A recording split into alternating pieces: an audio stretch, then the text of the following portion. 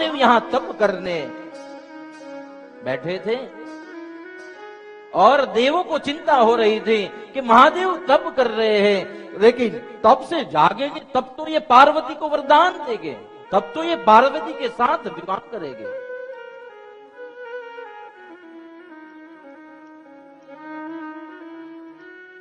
देवों ने अपने काम साधने वाले कामदेव को भेजा।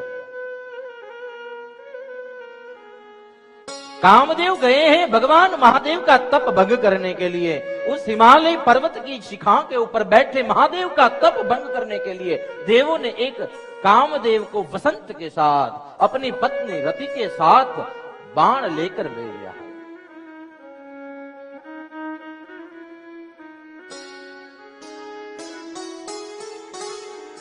कामदेव वहां गए हैं और कामदेव जब गए तब वहां पे कामदेव अपने तरकस से बाण निकालते हैं।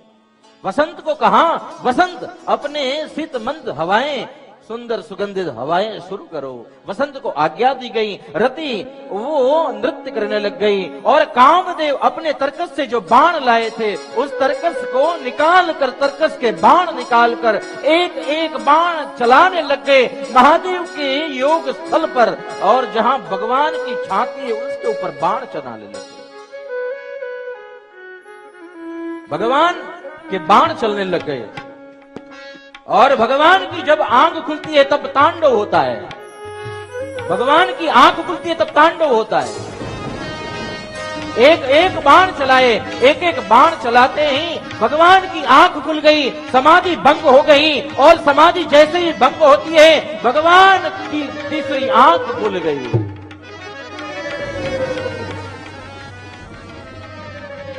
और तीसरी आंख खुलते ही ये जो अग्नि था आंख का, क्षण में ही इस कामदेव को भस्मीभूत कर दिया और राख का ढेर बन गए।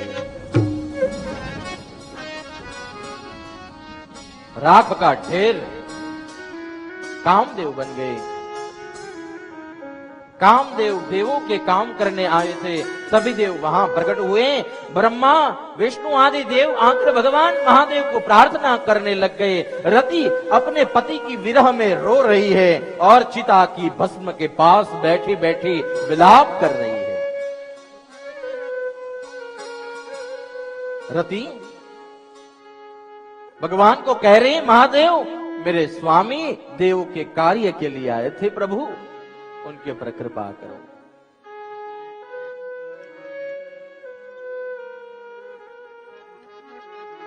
भगवान महादेव सभी देवों की प्रार्थना सुनते हैं और कह दिया, सुनो जब द्वापर युग आएगा और उस द्वापर युग में आपका पति जन्म लेगा और कामदेव जब जन्म लेंगे वो रुक्मणी पति कृष्ण के पुत्र के स्वरूप में, रुक्मणी के संतान के स्वरूप में उनका जन्म होगा। उनका नाम प्रद्युम्न होगा और उस प्रद्युम्न का हरण सम्रासुर कर जाएगा और समुद्र में वो उनको डाल देंगे। रति तुम भी वो सम्रासुर के नगर में रही होगी और वो सम्रासुर से डाला हुआ प्रद्युम्न तुम लेकर उसका पालन करोगी। बड़ा होने से प्रद्युम्न आपके साथ विवाह करेगा। आपका कामदेव आपको उस समय में मिल जाएगा। कामदेव और रति को वरदान दिए। भगवान महादेव ने उस जगह पे तप किया। उनके बाद भगवान अदृश्य हो गए और अदृश्य होने के बाद भगवती भी इस कामदेव को भस्मीभूत होते हुए देख भयभीत हो गई। अपनी सखियों के साथ हिमालय के घर भाग गई। घर आई,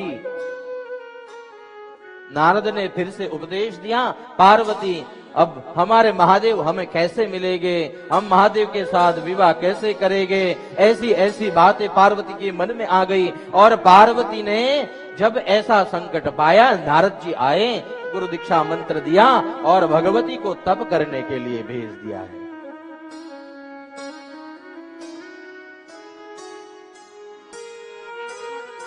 गुरु दीक्षा मंत्र लेकर भगवती वहां उपासना करने बैठ गई और भगवती तप करने जा रही हैं। भगवती तप करती है, तब बहुत तप की तप्ताग्नि हुई और भगवान की विध विध उपचार से पूजा हुई।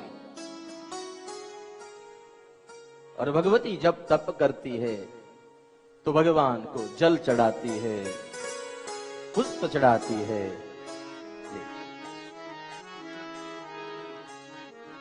और भगवती जब जल चढ़ाती है, पुष्प चढ़ाती है, हमारे आज तो विवाह का प्रसंग है, आनंद करेगी हम।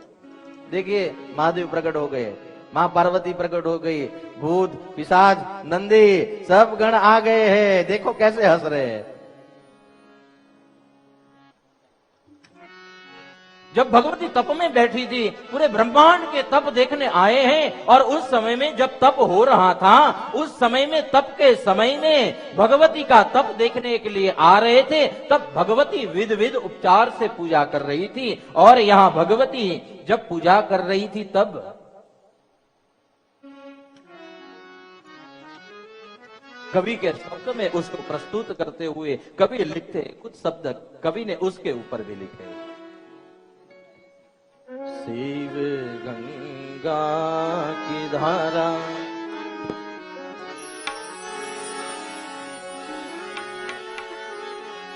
शिवे गंगा निधारा, गले सर्पों की माला महादेवा, नाथ कैसे करूं तेरी सेवा। शिवे गंगा निधारा, गले सर्पों की माला महादेवा, नाथ कैसे करूं तेरी सेवा। शिवे गंगा की धारा, गले सर्पों की माला महादेवा, नाथ कैसे करूं तेरी सेवा। श्री गंगा की धारा, गले सर्पों की माला महादेवा, नाथ कैसे करूं तेरी सेवा। नाथ कैसे करूं तेरी सेवा।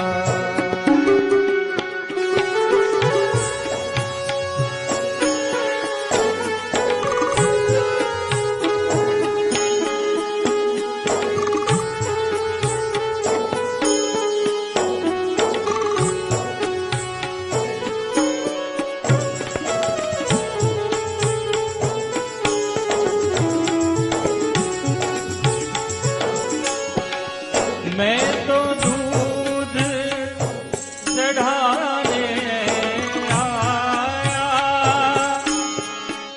मैं तो दूध चढ़ाने आया, दूध चढ़ाने आया, दूध बछड़े ने छुआ, दूध कैसे चढ़ाऊं, हुआ मैं टोला महादेवा, नाथ कैसे करूं तेरी सेवा। सीधे गंगा की धारा, गले सर्पों की माला महादेवा, नाथ कैसे करूं तेरी सेवा।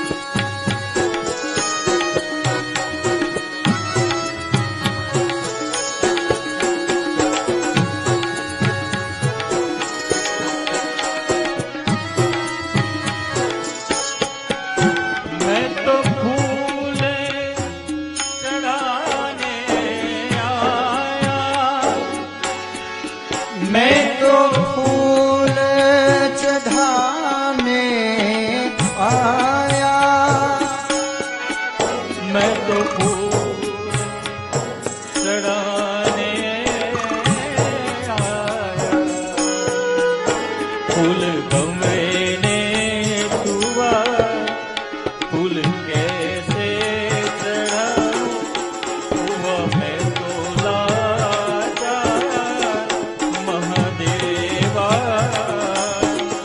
नाथ कैसे करूं तेरी सेवा, सीरे गंगा की धारा गले सर्वों की माला महादेवा।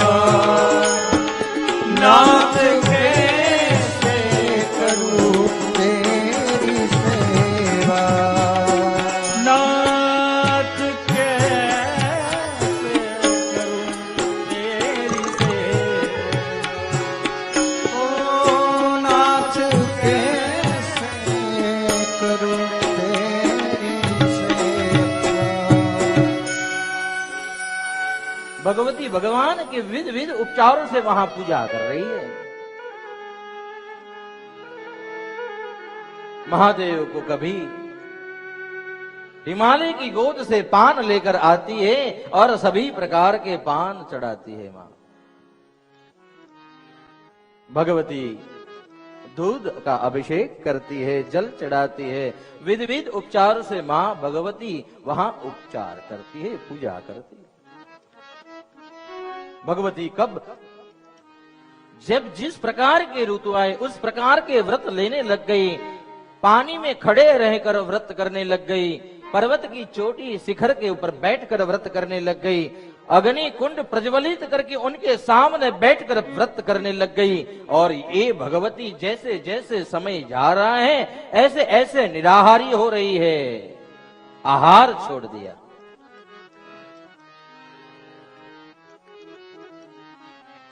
केवल पान खाकर, आहार का त्याग कर भगवती पान खाकर रहने लग गई। और तब से मां भगवती का एक नाम अपर्णा हुआ। अपर्णा अनेक रूपा,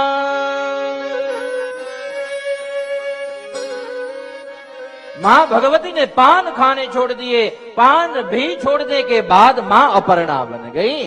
जब पान खाती थी तब पर्णा, और पान छोड़ दिया अपर्णा बन गई।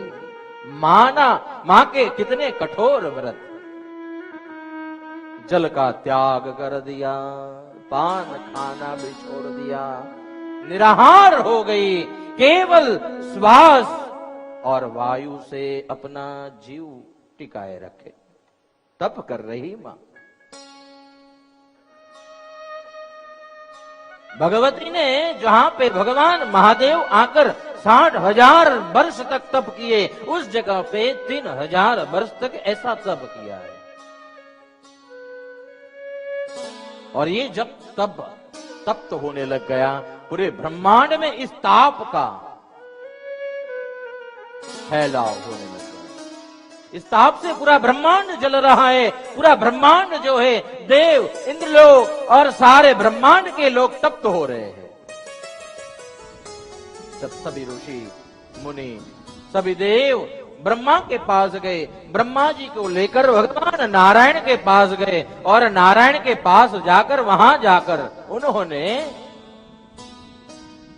नारायण को प्रार्थना की, भगवान महादेव को प्रार्थना करनी पड़ेगी, क्योंकि अब इस पूरे ब्रह्मांड में तप चला रहा है। एक तरफ तारकासुर का वध करना है, और जब तक महादेव शादी नहीं करेंगे तब तक उनके अंश का उत्पन्न होना ना मंजूर है। भगवान का अंश तब होगा जब वो शादी करेंगे। सभी देवों को लेकर नारायण भगवान के धाम कैलाश गए हैं और भगवान की वंदना की। सभी देवों ने भगवान की प्रार्थना की, और प्रार्थना कर कर महादेव को कह रहे हैं, महादेव आप इस ब्रह्मांड के पिता हो प्रभु, हमारे इस देव की प्रार्थना को स्वीकार करो। तारकासुर का इस ब्रह्मांड में, पूरे ब्रह्मांड में आतंक बढ़ गया है, उनके अंश से ही उनका, आपके अंश से ही उनका वध होगा। आपका पुत्र ही उनको मार सकता है, क्योंकि ब्रह्मा ने वरदान दिया है। और प्रभु यहाँ पार्वती तप कर रही है और उनके तप से ये पूरी ब्रह्मांड में तप्ताग्नि फैल रही है, पूरी सृष्टि चल रही है। भगवान ने कहा बोलिए आपकी क्या मंशा है। देव ने प्रार्थना की, भगवान को कहा प्रभु आप शादी के लिए तैयार हो जाओ, पार्वती को वरदान दो और पार्वती का सतपण आने विवाह स्वीकार करो।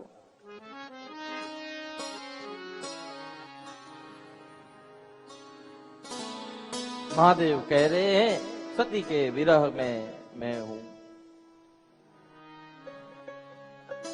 आपके कार्य को भी सिद्ध करना है,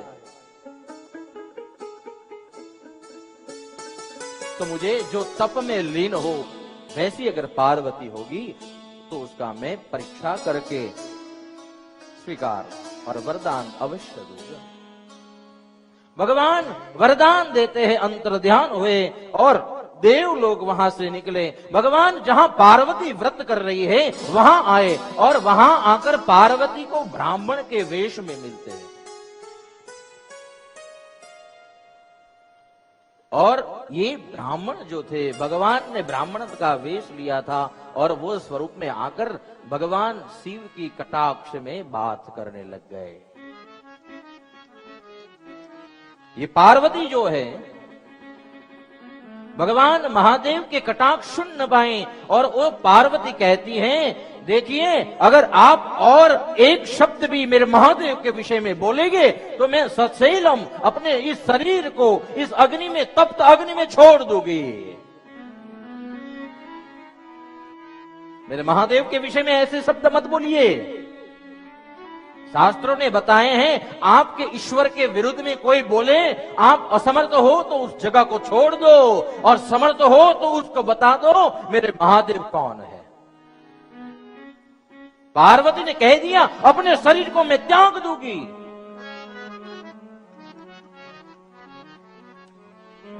फिर भी भगवान परीक्षा कर रहे हैं, कह रहे हैं वो तो भभूत लगा के बैठा है, भूतों का नाथ है, पिशाचों का नाथ है, उनके साथ शादी करोगे? कोई राजकुमार ढूंढो, वो तो स्मशान में पड़ा रहता है।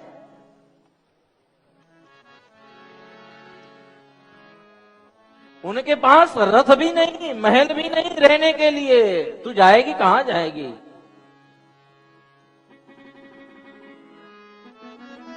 ये बात न सुन पाई और अग्नि प्रज्वलित करके वो जा रही ही थी और भगवान ने उनका हाथ पकड़ा, कहा पार्वती मैं अपने मूल स्वरूप में आता हूं, सुनो मैं ही महादेव हूं। वरदान दिया, जाओ अपने पिता को कहो यहां सतपण का निमंत्रण भेजे, हम जान लेके आएंगे और ये निमंत्रण लेने के बाद हम वहां पहुंच जाएंगे हमारे सब भूत पिशाचों के साथ, लेकिन अभी देरी है।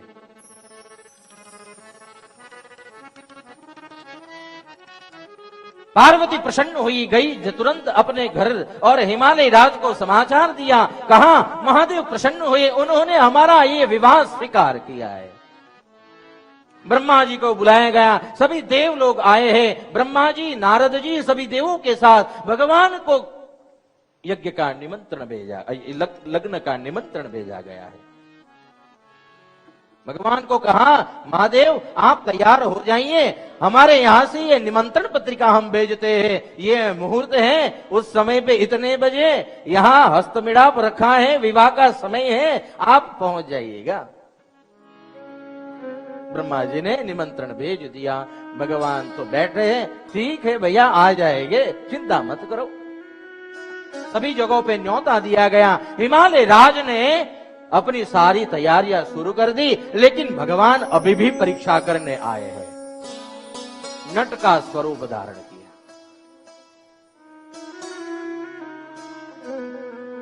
देखिए कुछ वैदिक वेदांत की दृष्टिकोण से भगवान पृथक है ही नहीं, शिव ही शिवा है, इसलिए भगवान शिवा से अलग है ही नहीं। ये तो संसार को शिव और शिवा पृथक दिख रहे हैं। ये देखने और समझने वाली बात, गुड़ रहस्य आपको थोड़ा और सूक्ष्म रूप से समझाए। जैसे वो जो नटराज होते, जो बहुरूपी होते, जो अनेक अनेक नट रूप धारण करते, नट पुरुष होता है और स्त्री वेश को धारण कर लेता है, लेकिन वो स्त्री वेश को धारण करने के बाद भी उन स्त्री वेश में पति की इच्छा नहीं करता। समझ में आया मैं क्या कह रहा हूं?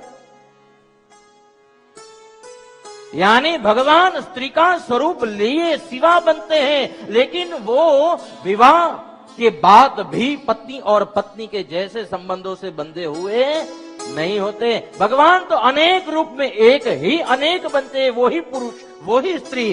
वैसे ही जैसे नट अनेक रूप धारण करता है, स्त्री का भी रूप धारण कर लेता है, फिर भी उनको पति प्राप्त करने की इच्छा होती नहीं है। बहुरूपी होता है जो पुरुष होता है, स्त्री का स्वरूप धर ले, अपने स्त्री के रूप धरने के बाद वो पति की इच्छा नहीं करता। वो बहुरूपी जो होता है वो पति की इच्छा नहीं करता। वैसे ही मेरे महादेव जो है शिव ही शिवा है, कोई भेद नहीं। और मेरे महादेव कितना प्यार अपनी पत्नी को करते हैं, कितना प्यार। शंकराचार्य ने उसके ऊपर बहुत अच्छी कमेंट्री लिखी है। समय की अवधि है, ज्यादा समय न लेते हुए भगवान महादेव के विषय में कहते हैं, भगवान महादेव अर्धनारेश्वर है। हम अपनी पत्नी को तो पास में बिठाते हैं, मेरे महादेव ने तो अपने अर्ध अंग में ही अपनी पत्नी को धारण कर लिया। इतना प्रेम कोई भवन का इस सृष्टि का नहीं, अर्ध स्वरूप में प्रकट कर लिया, एक में ही अर्धनारेश्वर प्रकट हुए। कितना प्रेम होगा, एक क्षण भी विरह भगवान अपनी पत्नी से नहीं पाते। जहां जाते अपनी पत्नी अर्धनारेश्वर में साथ। भगवान सृष्टि का निर्माण करते हैं, ये सारी लीला करते हैं। वस्तुतः भगवान शिव ही शिवा है, कोई भेद नहीं है। और ये नर नारी की सृष्टि के लिए भगवान ने ये युगल स्वरूप धारा है। तो भगवान महादेव नट स्वरूप धारण करके आए और मैनानो, जो मैना जिस खिड़की में खड़ी थी उस झरूखे में आके सामने कह दिया, मैना आज हम नटराज आए हैं कुछ दिखाने के लिए, लेकिन आपसे कुछ मांगने भी आए हैं, देना पड़ेगा। नटराज कह रहे हैं, आप देखिए हमारा कर्तव्य। भगवान ने कई कर्तव्य दिखाए। मैना ने कहा, क्या इच्छाएं, क्या पाना चाहते हो? नटराज ने कहा, आपकी पार्वती को पाना चाहते हैं हम। नटराज स्वयं पार्वती को मांगने के लिए नट स्वरूप धर के आए। मैना ने कह दिया, जो चाहिए ले लो, मेरी कन्या तुझे दो। तो नट मेरी कन्या का हाथ मांग रहा है। बहुत लीलाएं बताई है विस्तार से न करते हुए। भगवान ने नट स्वरूप धारण किया। उस समय में हिमालय ने जो पूजा की थी और जो श्रृंगार भगवान को धराए थे, जो दिए थे, वो ही स्वरूप उस समय में नटराज ने हिमालय को दिखाया। तब हिमालय को हुआ, ये तो स्वयं मेरे महादेव है, जो आज मैंने इष्ट की पूजा की, वो इष्ट का स्वरूप दिखा दिया। नटराज कुछ लिए भी नहीं, वहां से ही चले गए।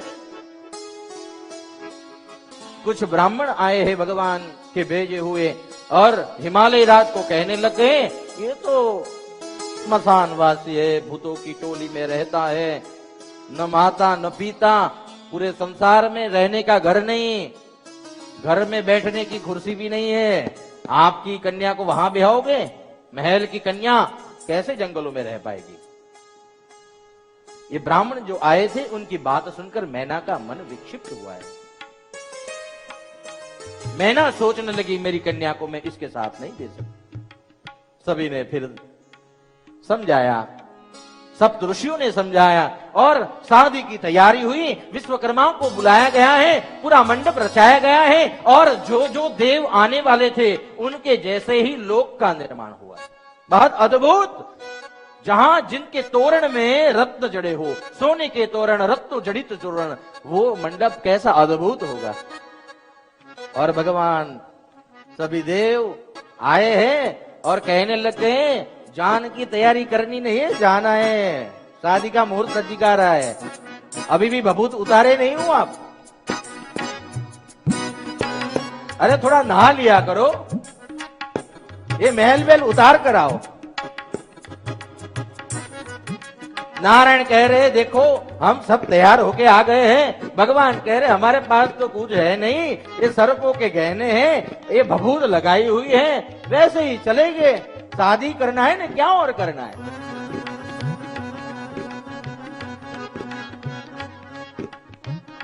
शादी के लिए तैयार हुए, सभी ने आग्रह किया। भगवान अपने इस मूल स्वरूप में स्नान कर कर तैयार हुए और जब जैसे भस्म हटी वैसे ही भगवान का कर्पूर गौरम जैसा स्वरूप, दिव्य श्वेत कलर, भगवान का स्वरूप इतना अद्भुत।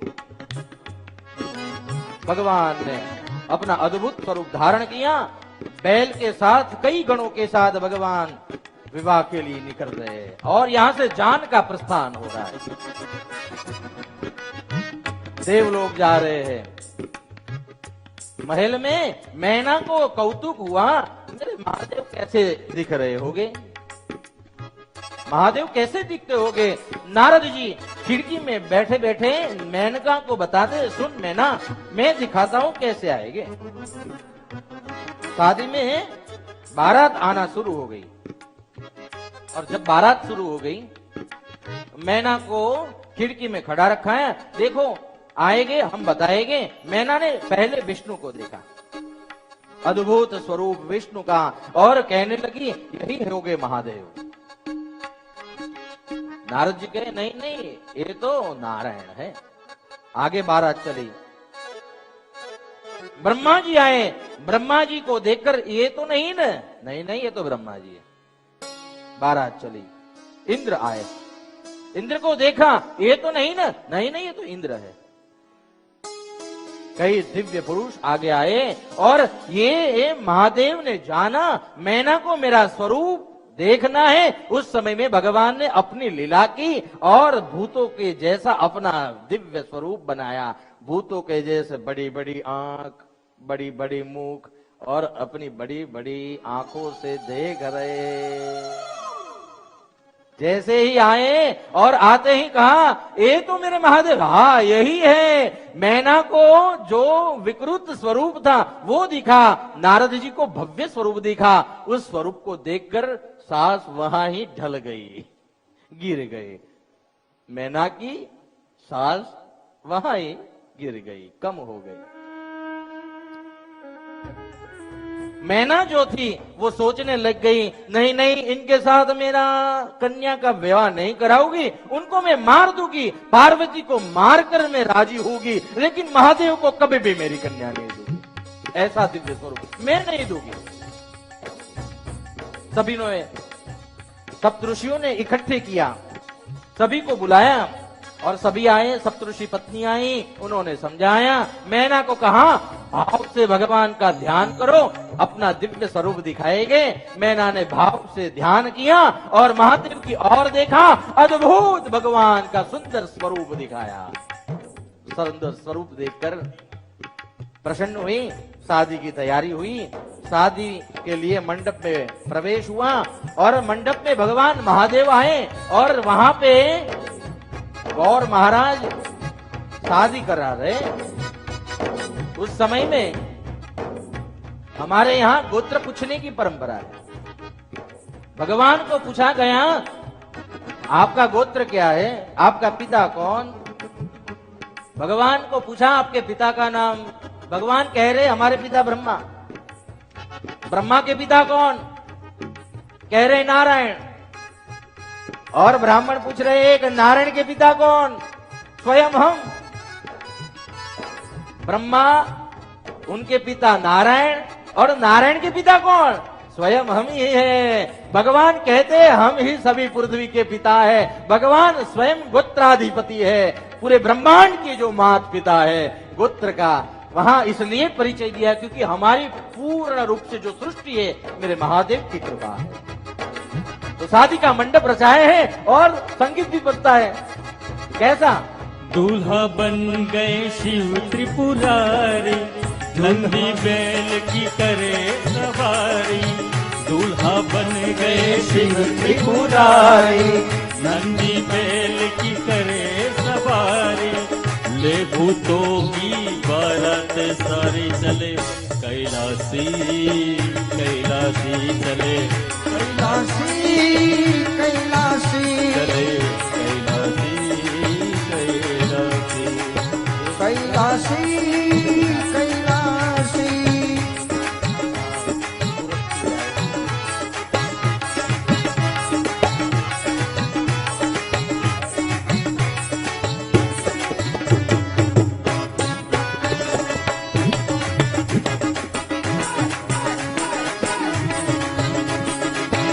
दूल्हा बन गए शिव त्रिपुरारी, नंदी बैल की करे सवारी, ले भूतों की बारात सारी। कैलासी कैलासी कैलासी चले, कैलासी शिव कैलासी, कैलासी कैलासी कैलासी शिव कैलासी। कैलासी कैलासी उस समय में भगवान गणेश की पूजा हुई और गणेश की पूजा हुई थी। गणेश आदि देव है, गणपति भगवान महादेव के पुत्र है, वो प्रकट होते हैं, आदि महागणपति है और उनकी भी उस समय में पूजा हुई थी। सारे आदि देव है वो प्रकट होते हैं। आज हम ये महादेव का प्रसंग है और इस प्रसंग में सब विद्वान लोग आए हैं, सब ब्रह्मांड के देव आए हैं, उनकी झांकी भी करेंगे और यहाँ हमारे महाराज जी हैं वो पूजा भी करवाएंगे, साथ में यहाँ कुछ आनंद भी करेंगे। चौक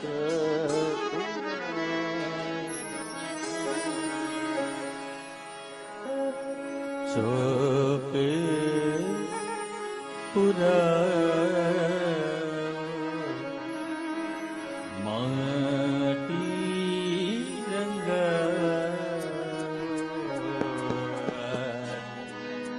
आज मुरे मुरे पिया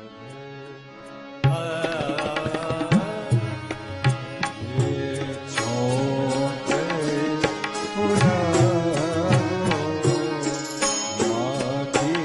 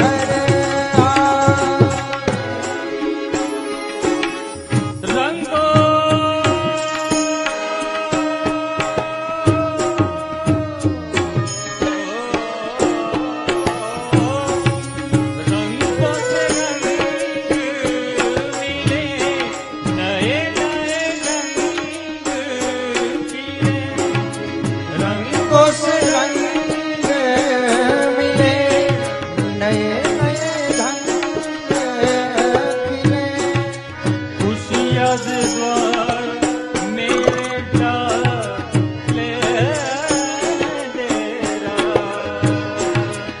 उस यार द्वार मेरे द्वारे तेरा पिहू पिहू पिहू पपीहार रटे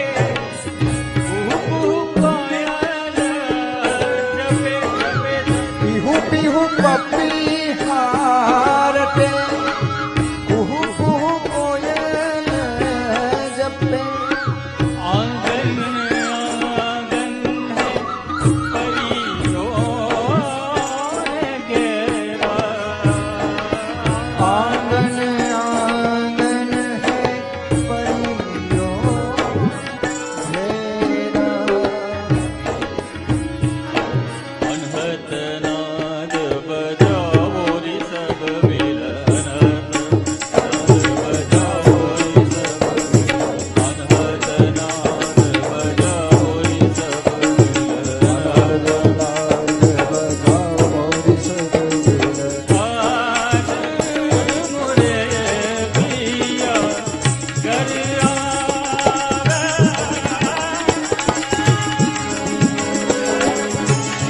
पिया घर आज मुरे पिया घर आज मुरे पिया घरे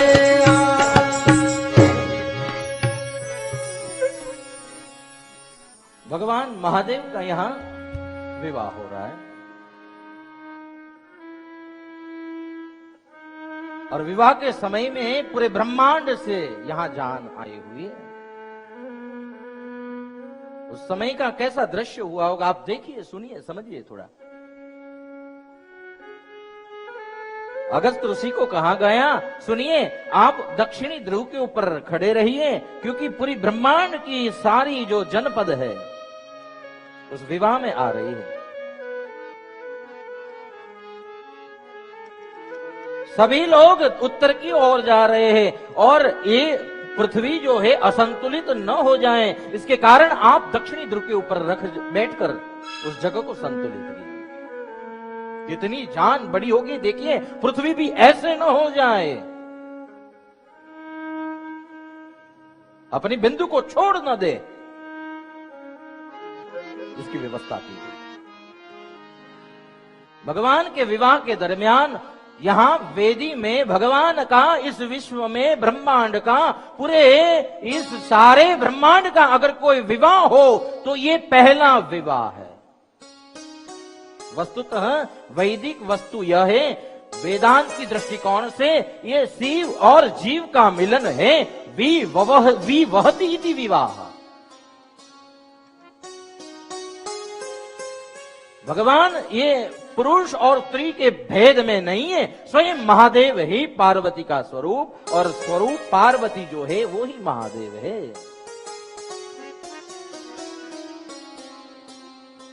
विवाह शब्द का अर्थ ही होता है विवहति इति विवाह, यानी शिव जीव और शिव का मिलन होना, उसको ही विवाह कहा है। और आज मैंने आरंभ में कहा था, अगर आपको भी अच्छे अच्छे संतान चाहिए तो देव की जैसी भक्ति और वसुदेव जैसी ज्ञान की भक्ति करना शुरू कर दो। ब्रह्मांड में कई तारे ऐसे हैं जो आज भी अच्छी कोख ढूंढ रहे हैं। मैं गर्भ में आना चाहता हूं, लेकिन मुझे धरने के लिए इस पृथ्वी के ऊपर कोई ऐसी नारी नहीं जो इस दिव्य तेज को धर सके। आज हमें अगर निर्माण करना है तो ऐसे माता पिता का निर्माण करना पड़े जिस धरा में शिवाजी जैसे पुत्र को उत्पन्न करे। भगवान विवाह यानी भगवान भोगों से लुप्त नहीं है, भगवान भोगों से नहीं, ये तो अपने लीला माध्यम से दिखाते हैं शिव और जीव का ही विवाह होता है। वस्तुतः इसमें वेदांत दर्शन यह कहता है, जीव जब तक शिव की ओर गति नहीं करता तब तक वो घूमता रहता है। विवाह यही है। सब जान में आए थे, उन सब जान में आने वाले वहां ठहरे हैं।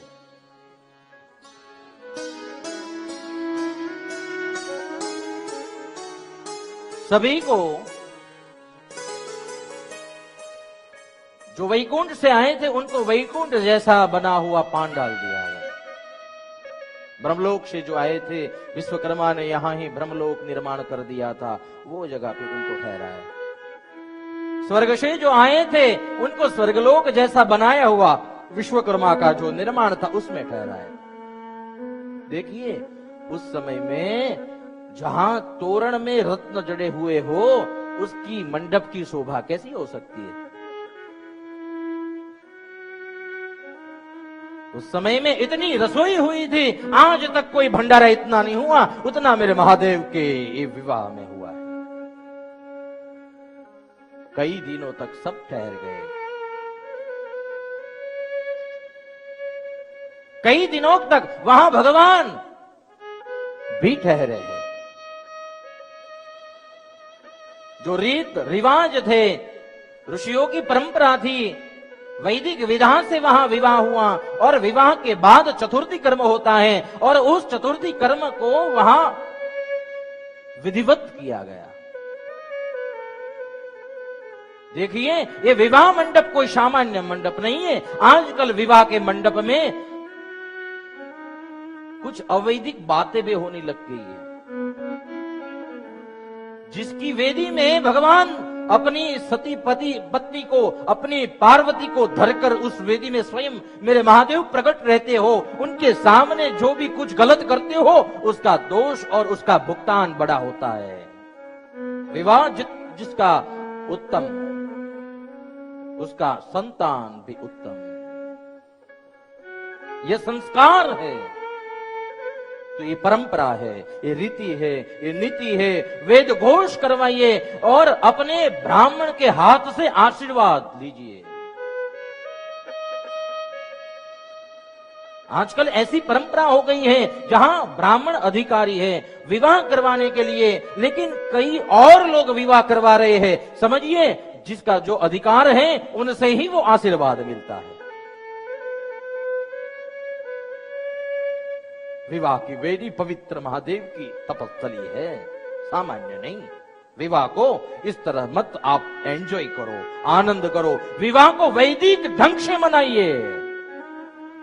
जिस मंडप में अखंड की कामना की गई हो, जिस मंडप में अखंड सौभाग्यवती बने इसके आशीर्वाद लिए गए हो, उस मंडप को अक्षुण्ण रखना चाहिए, अखंड रखना चाहिए। उस परंपरा को अखंड रखनी चाहिए।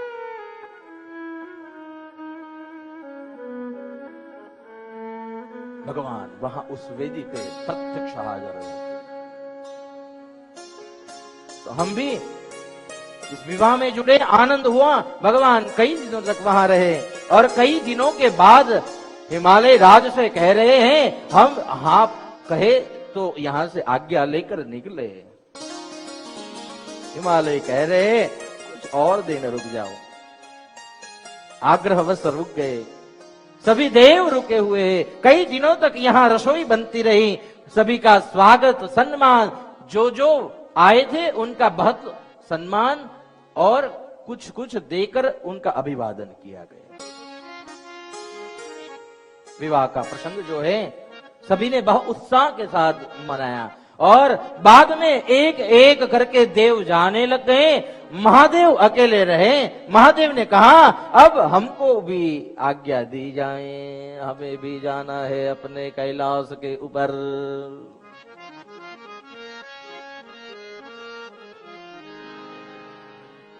आगे की कथा में यहां पार्वती को गांव की ब्राह्मण पत्नी जो है वो सीख दे रही है।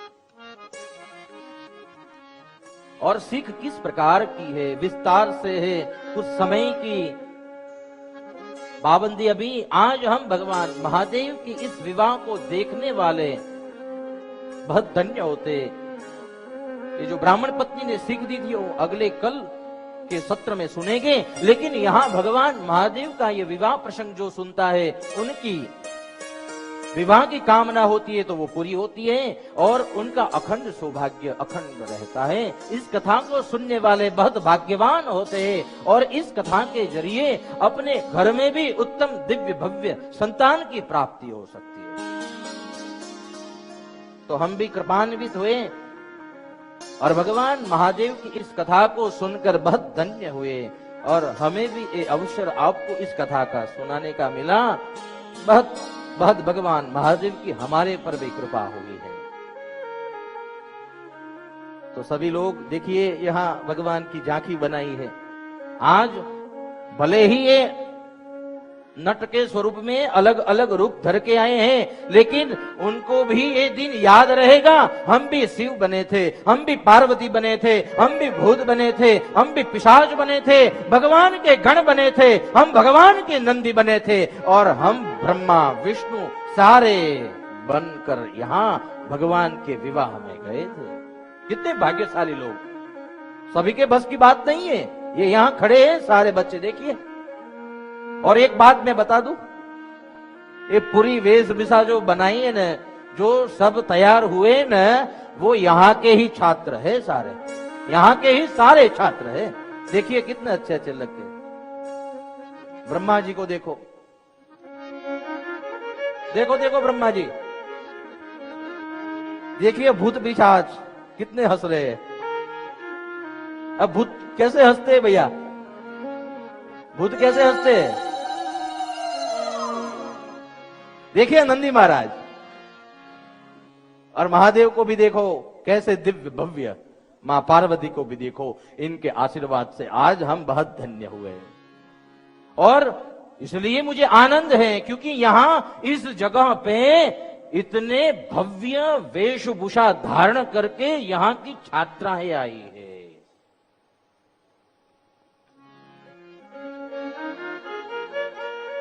उनके भाग्य में कितना बड़ा भाग्य, आज मैं महादेव बन गया। घर पे जाके भी हम कभी भी जाएंगे ना, याद करेंगे हम महादेव बने थे, कहेंगे कि नहीं? आप जो लोग नहीं बने ना, उनको भी कहेंगे, आपको वो अवसर नहीं मिला है भैया। तो इस कथा को यहां विराम देते हैं।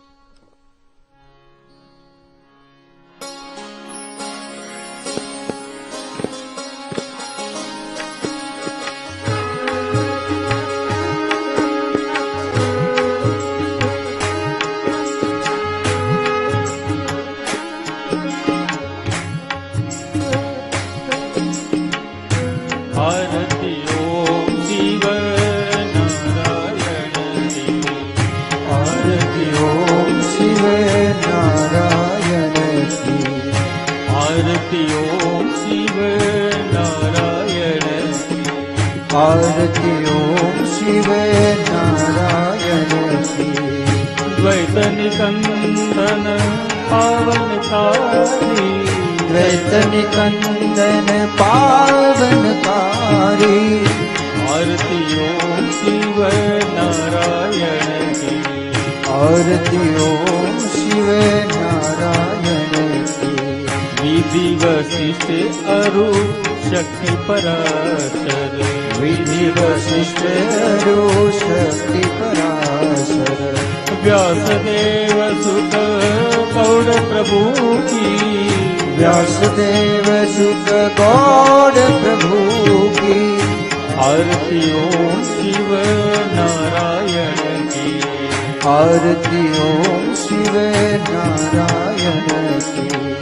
गोविंद मुनि अति वर श्री शंकर, गोविंद मुनि अति वर श्री शंकर। मत्स्य पूर्व वाराह नारायण, मत्स्य पूर्व वाराह नारायण। आरती ओम शिव नारायण की। आरती ओम शिव नारायण की। नरसिंह वामन भृगुनंदन की। नरसिंह वामन भृगुनंदन की। राघव माधव दत्त प्रभु की राघव माधव बुध प्रभु की आरती ओम शिव नारायण की आरती ओम शिव नारायण की रमा उमा काली माँ शारद रमा उमा काली माँ शारद कली में पावन कल की प्रभु की कली में पावन कल की प्रभु की आरती ओम शिव नारायण की आरती ओम शिव नारायण की आरती कोई देवे गावे आरती यह कोई भावे गावे सोनर हरि पद भक्ति पावे सोनर हरि पद भक्ति पावे कर्पूर करुणावतारं संसार सारं भुजगेन्द्रहारं सदा वसन्तं हृदयारविन्दे भवं भवानी सहितं नमामि मङ्गलं भगवान् तु मङ्गलं भवतु मङ्गलं पुण्डरीकाक्षो मङ्गलाय तनोहरि सर्वमङ्गलमाङ्गल्ये शिवे सर्वार्थसाधिके शरण्ये त्र्यम्बके गौरी नारायणी नमोस्तुते नारायणी नमोस्तुते नारायणी नमो ओम नमः पार्वती पते हर